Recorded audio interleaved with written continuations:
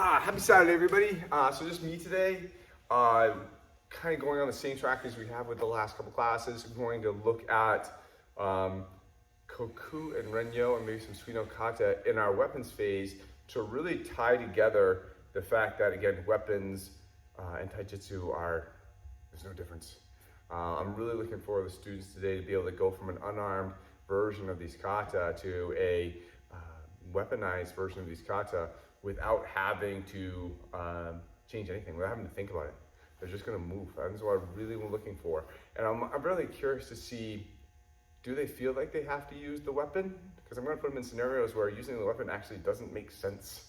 You know, actually just going through the kata actually makes more sense. Or are they gonna struggle to force to try to use that weapon in there? They're gonna try to put it in there even when they shouldn't, in all honesty. And so kind of sometimes the more power is to not use it. And so, again, looking for them to maintain the spirit of these kata with and without weapons. So it'll be interesting, and I think they're gonna really have a fun time and do a good job. And so, let's see. All right, happy Saturday, everybody. Thank you for getting out of your nice warm bed and getting into probably, I'm assuming, cold car and driving over here to work today. So appreciate it. So we're getting ready, we're kind of wrapping up the weapons phase of what we're doing right now. A lot of off the mat. And so the whole goal of this, as some of you guys know, is it's not a weapon technique. It's taijutsu. All right, it's body movement. It's kata. You just happen to have a weapon. That's it. It doesn't change it. Does it give you some extra options and some extra angles? Yes, but it doesn't destroy the fundamental movement. It doesn't destroy the fundamental kata. It is just body movement, okay? So we're gonna start today looking at a couple kata. We've done this for the last week or so. Looking at a couple kata, just ones you've probably mostly already seen, nothing overly complicated. And then say, okay, and now here's the knife. Do the kata. Do literally the same thing you've been doing, but now you have a knife in here. Or here's an elbow. Do literally the same thing you've been doing, but now you have an elbow. No, okay, here's a start. Literally the same thing you do. So to experiment first, like, okay, what is it like just to go through the kata with it in your hand? Just having it there, not making anything different, just wear. And where, hey, you know what? I used to be a punchman, I got this knife, I'll just kind of, okay, cool, hey, that's I'll cut in there, right? I'll just whack it over there. And see where the weapon wants just to automatically come into play. And then we can get into some extra nuances. Well, now that you have this, you have this angle. Or now you have this, you have this angle to soften, okay? But that's where we're going to do. So we're going to warm up with one that some people know. It's kind of a warm up drill for the jiu-jitsu itself. It's called the Suino Kata.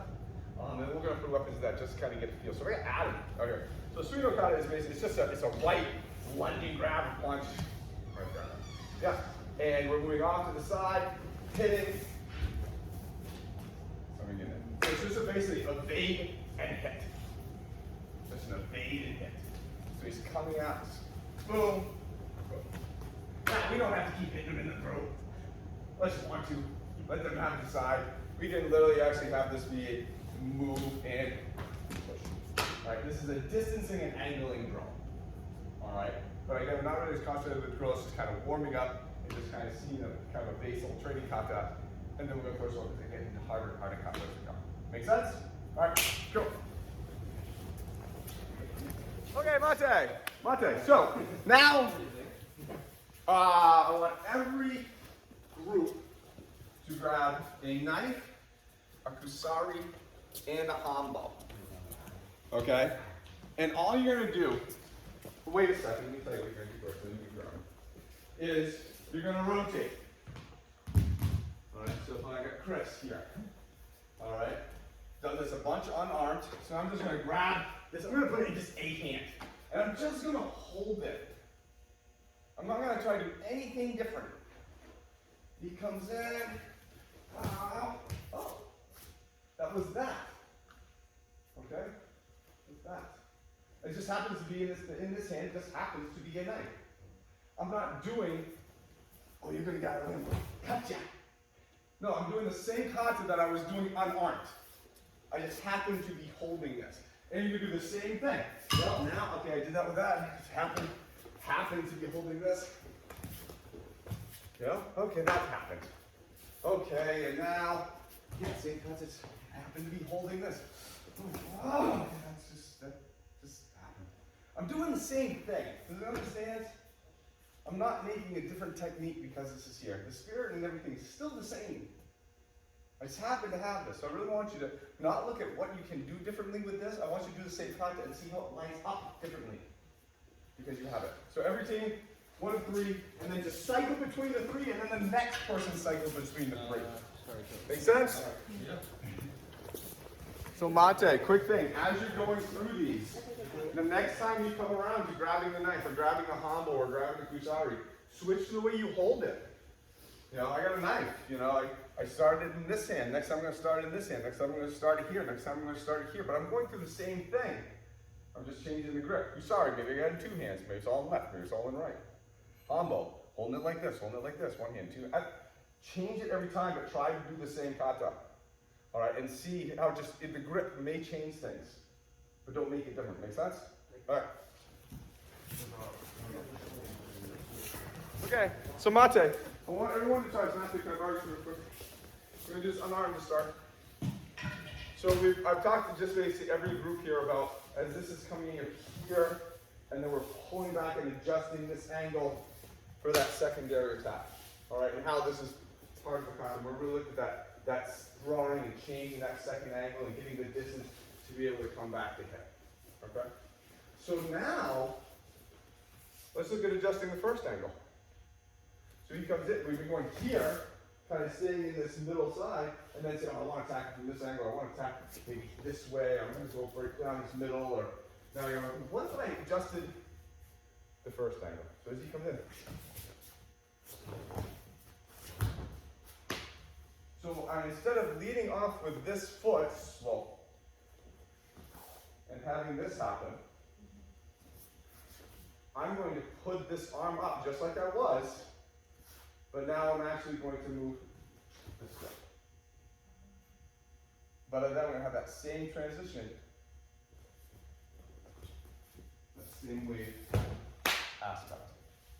All right, so we'll seem a little funky because of the way you ended, but I'm essentially one and here, over here now. I just need to attack him at a different angle. All right. So let's look at moving the first angle. Does that make sense, everybody? Yeah. Couple times, do the first couple times back and forth, unarmed, just to get used to it. Then start throwing the weapons in. Good. Okay. Just a quick point to help self-check yourself. Tim can argue. So Tim comes in with this punch here. Okay. I want everyone to note the relationship of my head is in relation to her hand. We'll hold on to each other so we can see this. My head isn't going to go forward. I'm not going like this. I'm too crowded.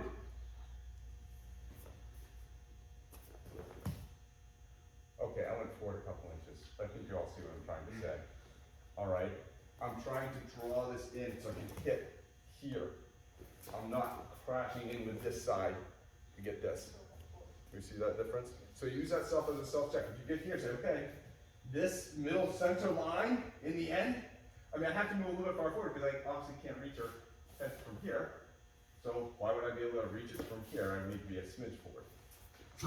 But for the most part, this is going to say right here, I need to rotate around it, not crash the whole thing forward and get tight. You understand? Back up. So Mate, let's actually talk about something. So Kim and I just got to experience and discuss what she got to experience.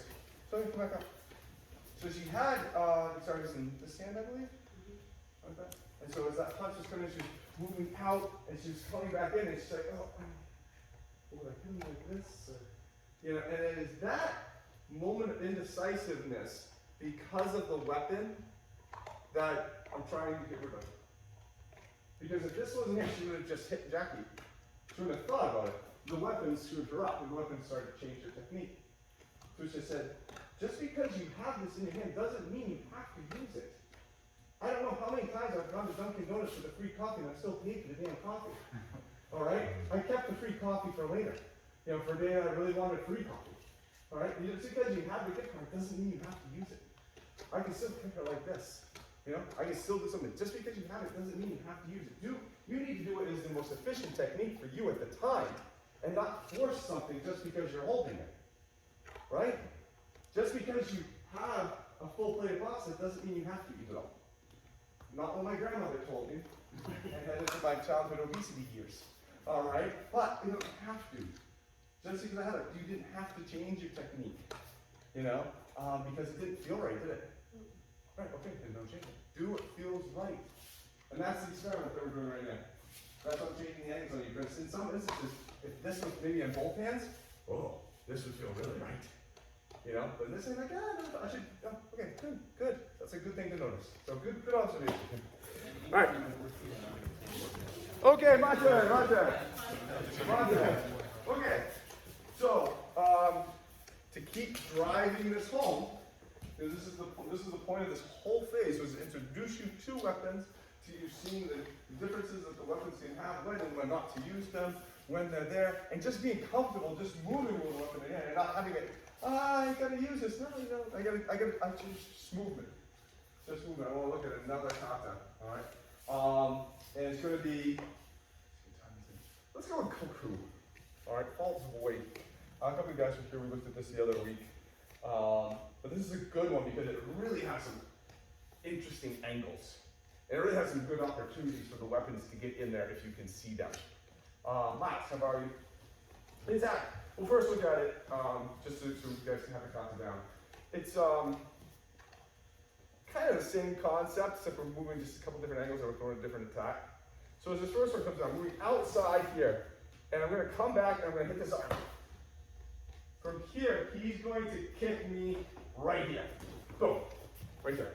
That's the start. And let's actually practice that a couple times, just so we get that. So I'm moving off, here, hitting that arm, he kicks right there. All right?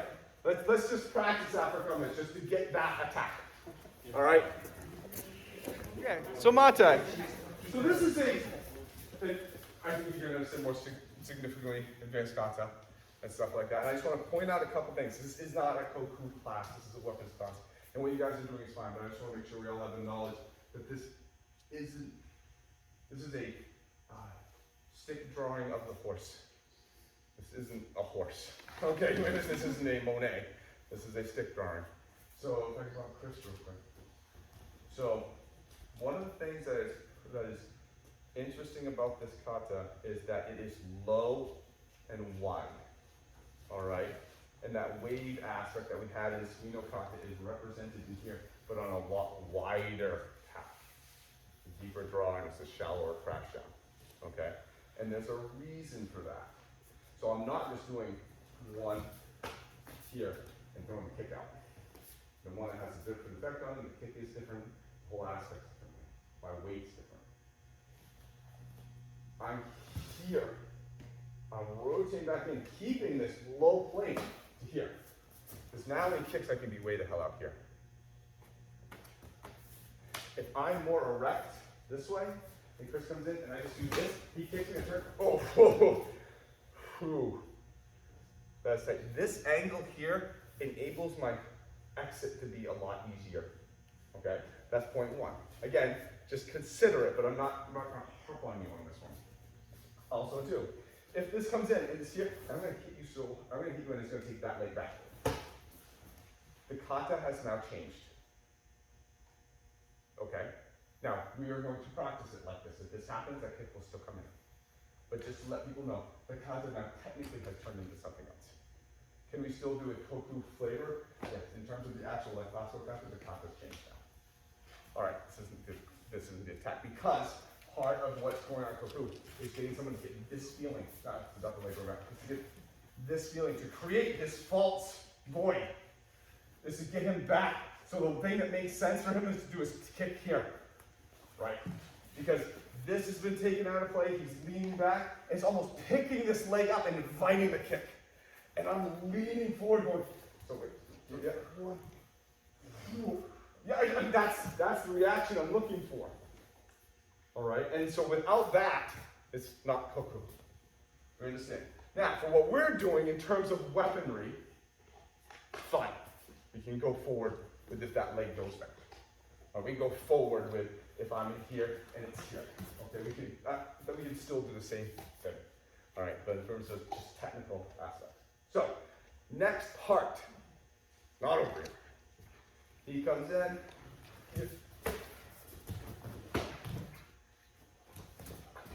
Okay, that's exactly it. Bushie, they had armor on those brakes in here. The goal was to get these guys to lay on the ground. Once they're on the ground, they have 50 armor on, they're like turtles. Easy to kill a turtle on its back. All right, unless it's a ninja turtle, they may be more difficult. But I think we can all guarantee, you get a bunch of armor on, the last thing you want to do is be on the ground in mud. All right, so even though it's not a fancy takedown, and if I'm on the battlefield, and I can make you go like this and fall face forward, I'm on to the next guy, because you're toast. Because I was just waiting for the prey to kill you. You know, or I just stick you real quick, it's easy. So it's not a flashy takedown because it doesn't have to be. All right? For us, in terms of like a modern society, just be here, push him off, push him back. Get away. Gain 30 feet of distance before he can turn around. Okay? But again, this is weapons class. I could talk about dual weapons. It's my favorite. So, next phase. He's coming in. 1, 2, turn. Push and get out of the way. That's it. Okay? All right? I don't care if you kick with this leg or this leg. I really don't. If you're doing Kuko, it's technically this leg. Salvage. But again, I don't care. What I'm looking for is, can you get away? Can you hit them so that kick come in? Can you displace their kick and move them? If you need, can you just make them not land where they want to land? Can you throw a leg up there? The left leg, right leg. Can we move out of the way of a punch kick? That's all I'm looking for. Make sense? Yep. All right, go ahead. Yeah, it is a smidge more time. This is actually, we can teach Kuko all weekend because there's so many little good things about this. But again, what we're looking at in terms of like getting out of the way, hitting, moving, kicking. I don't care what side, I don't care if the leg goes back, I don't care. This is a weapons class, so we're looking at this altercation and we're stepping it up a little bit of a notch. So now, put a weapon in your hand. Don't change anything. Let the weapon go where the weapon wants to go. Don't force it. Don't drive it. This will be a lot more difficult in this because this is more of a technical class than the way we're looking at it. Just have the weapon in your hand and see what happens, but don't change your mentality going through this. Go. Okay, Mata. So I'm talking to darker belts only. Anybody in the black gi? Mata, I've already. We can bring it publicly. So I've asked you now. So white gis, I just want you to keep going through the movements. All right. I want you to keep going through this. I go like. But now, darker gis. What I want you to look at is like, okay, I've done things that are just happening in my hands. So now I say, well, what other things can I do with this? And I want you to pick one part of the kata. You can pick either the initial hit, you can pick the kick, or you can pick the takedown. And I say, okay, I'm going to do something that is specific with this, on that. All right, plan it out a little bit ahead. Just say, I think potentially, I do this and this, and then do that. Oh, that works. You know? All right, well, let's try that and find out what are the things that we can do with this as alternatives inside the kata, not creating a whole new thing. You understand what I'm saying? Because that's the point of it. I don't want to say, oh, you can only do this. No, you get to do this now. I can hit it down here, hit him up here. Right? I can, as he comes into this person, I can just roll him back this way. Oh, yeah. Do whatever else. And so, again, to keep the spirit of the kata there, all right, pick one part only to start. And say, okay, I'm going to really see what I can do with this humble on that first part, that second part. So either the hit off, the kick, or the takedown. All right, with the kusari and hamana. Okay, make sense? All right, let's look at the alternatives this thing offers us. Good. Okay, mate. Good. Any questions? You guys are doing really well. And I'm seeing the kata still really represented in what you're doing. So that's good. That's the point. And I'm going to throw a line with you today because I'm not asking you to learn the kata. I'm asking you to learn the basics. And inside, okay, it's a punch kick. I'm hitting out. I'm kicking. So I'm here. Great. Let's go. So now we're going to build off a little bit. I'm going to throw another one at you. All right, which is actually kind of the same. They're kind of cousins. That's called Renyo. Starts off almost identical. All right. So we're coming up here, hit, here. But instead of me taking it back, he turns around, grabs me. Oh! Fast. And I take him this way. Now, that's not technically the kata. Okay? This is a lot of other aspects. There's 3 different hand grips. There's a kick in there. But for what we're looking at, for the purposes of what we're looking at, this is how we're going to look at it. So we're going to start exactly the same. But at the point of takedown, they turn around and grab us. Okay? So again, all of it's still the same. So that's what changes. Now this is where it gets different. So he reaches around and grabs me. I'm going to cover and I'm going to crash back into him. Okay, boom. I'm going to reach back, grab that hand, pull it off me, and then just do it all day. Okay? Alright. I know there's a lot more than this. So you guys got one any time? Like I said, well, don't worry, it's not that bad. Alright, so again, one more time. So again, it starts exactly the same. 1, 2, 3, 4. Oh, now. Here. Here. Alright. Start from there. Relax, super. Good. Okay, not there. Good. How's everybody doing? A lot up and down today. Everybody doing alright? Yeah. Sure. Alright. Well, you're going to find nothing this fun the rest of this weekend. Well, if you do, congratulations. But, okay. Now let's put some weapons into this. And the reason I picked this one, because this will be hard. Okay? This you'll really have to, hard because you would have to really bastardize a lot of this to make it a weapon technique. And again, that's not the point. The point is this having a technique. So again, you're putting the weapon in your hand and you're going to go through this whole thing. What makes this very complicated is now I'm involving your hands. I'm actually involving your hands in wrist locks, to which you already have a handful of a weapon. Oh, how am I going to do that? That's what we need to start figuring out, right? You guys, I just want you to keep practicing this. All right, keep practicing this. Kyle, you've seen this one before, right? So I'm gonna have you pick one of the other guys to jump into this. I know you've seen this one before a lot, okay?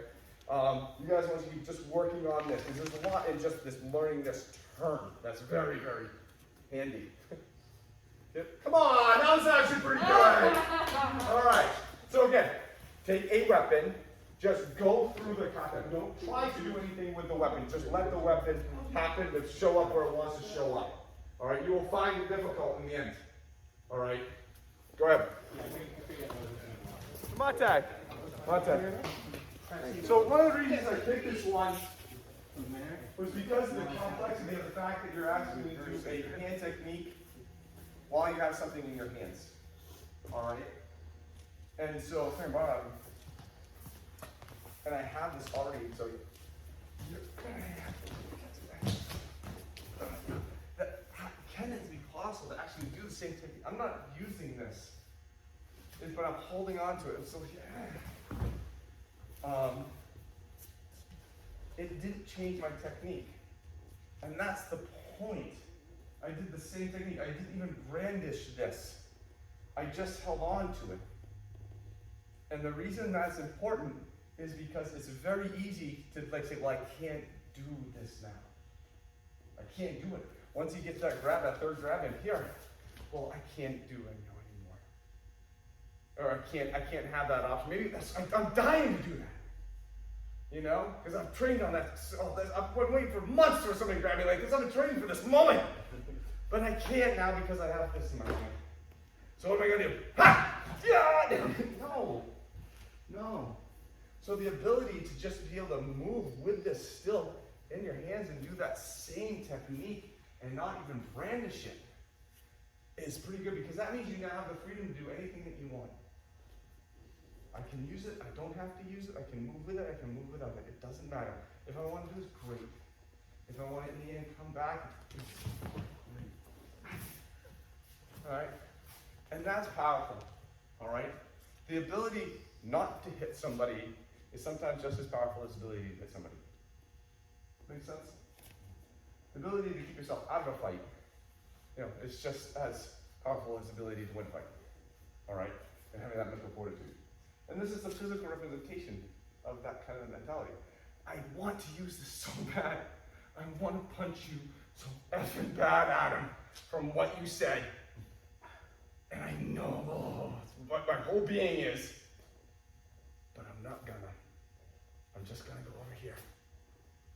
Oh, I want to use this kusari. I have it in my hands. I have it perfectly. I want to use it. No, I don't have to. I can still go this way. It's a nice symbol in my mind for this stuff. And be able to, again, prove the point that it's not a weapon technique, it's just taijutsu. Can you actually have a weapon in your hand and not use it? Okay? Any questions about where we're at so far? You guys are looking really, really good, by the way. Okay? No questions? We're good? All right, let's keep going. I might throw another one after the end. Actually, you know what? Actually, here's what we're going to do. I want you to go back that arm. Because part of this weapons phase 2 was to actually use weapons to make your taijutsu better. So I want you to see the difference now. That you've been going through and doing all this creativity with this stuff and having this in your hand. I want to see if now doing it unarmed for you actually changes the way you do it unarmed. The way you experience it unarmed. Does that make sense? Yeah. All right, do that for a second. I'll come around and talk to you about it. Okay, so that was different. So what did you say? You saw more angles, more adjustments. What else? I'll explain, elaborate on that. So using the weapon, I find myself in different places, not intentionally, I just happened to be there. Mm-hmm. So then when I went to taijutsu, just empty-handed, I'd end up in those places that I probably wouldn't have thought of otherwise. Yep. It expanded your aperture a little bit, right? Just by inches on some of them. Yep. Anybody else? Different? Did you notice difference? Yes.